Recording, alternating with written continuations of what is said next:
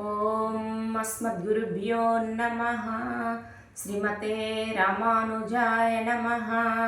కాశ్యపాన్వయ సంజాతం నారాయణ పదాశ్రితం శ్రీమన్నారాయణం వందే యతీశ్వర శ్రియాజుషం.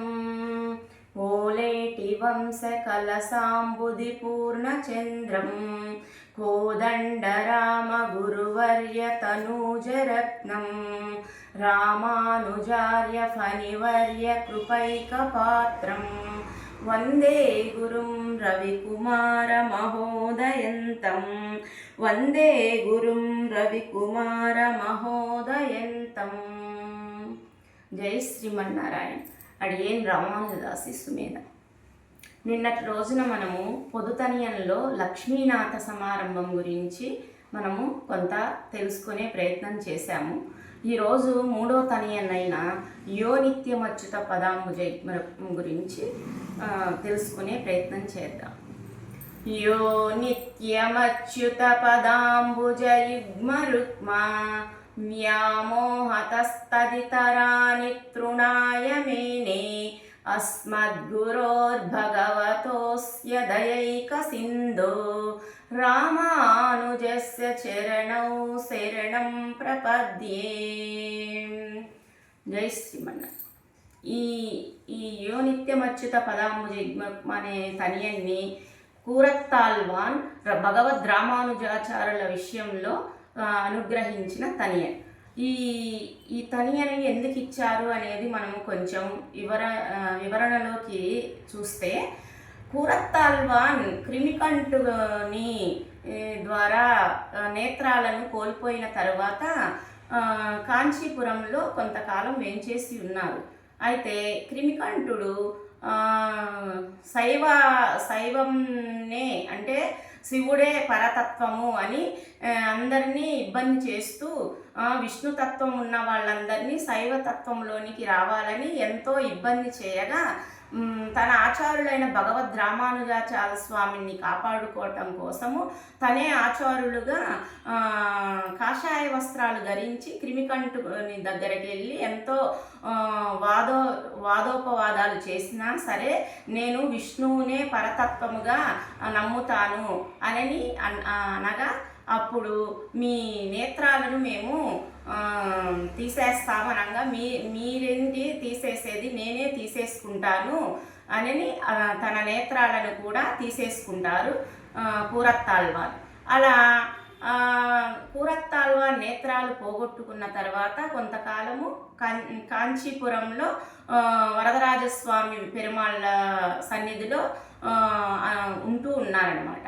అలా క్రిమికంఠుడు కొంతకాలానికి మరణించారనే వార్త తెలియగానే అప్పుడు భగవద్ రామానుజాచార్య స్వామి మేల్కోట అందరు శిష్యులంతా అక్కడికి తీసుకెళ్లారు.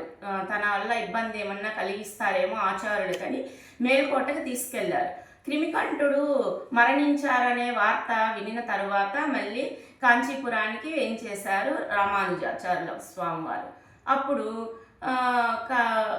విషయం తెలిసిన రామానుజాచార్య స్వామి వారు, అయ్యో నా వల్ల కూరత్తాల్వాన్ నేత్రాలు పోగొట్టుకున్నారే, మళ్ళీ వరదరాజ పెరుమాళ్ళ దగ్గర వెళ్ళి అనుగ్రహించమని ప్రార్థించమని చెప్పారనమాట.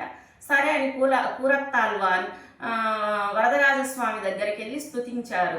నాకు దివ్య చక్షువులైన మీ పాదార విందాలను ఎప్పుడూ నిరంతరము సేవ చేసుకుంటూ మిమ్మల్నే చూసే దివ్య నేత్రాలు కావాలని అడిగారు. అప్పుడు నన్ను నిరంతరము సేవ చేసుకునేది కేవలం పరంపదంలోనే కదా, అలాంటి దివ్య చక్షువులు పరంపదంలోనే ఉంటారు కదా, అందరూ నన్ను నిరంతరము సేవ చేసుకుంటూ అక్కడే ఉంటారు, అలాంటి నేత్రాలను నీకు పరంపదంలో ఉండేటట్లు అనుగ్రహిస్తానని కంచి వరదరాజ పెరుమాళ్ అనుగ్రహించారనమాట. సరే, ఈ రోజుకు మూడవ రోజు నీకు పరంపదము అనుగ్రహిస్తున్నానని వరదరాజ పెరుమాళ్ కూరత్తాల్వానికి ఆజ్ఞ ఇచ్చారనమాట. సరే అని ఇంటికి వచ్చి స్వామినే స్మరణ చేసుకుంటూ ఉంటే ఈ విషయము భగవద్ రామానుజాచార్య స్వామికి తెలిసింది. అయ్యో, కురత్తాల్వాన్ ఏంటి జ్ఞాన చక్షువులడి అంటే నేత్రాలు అడగమంటే పరంపదంలో దివ్య చక్షువులు కావాలని కోరుకున్నారు అని తెలిసి కూరత్తాల్వాన్ వద్దకు వచ్చారనమాట భగవద్ రామానుజాచార్య స్వామి.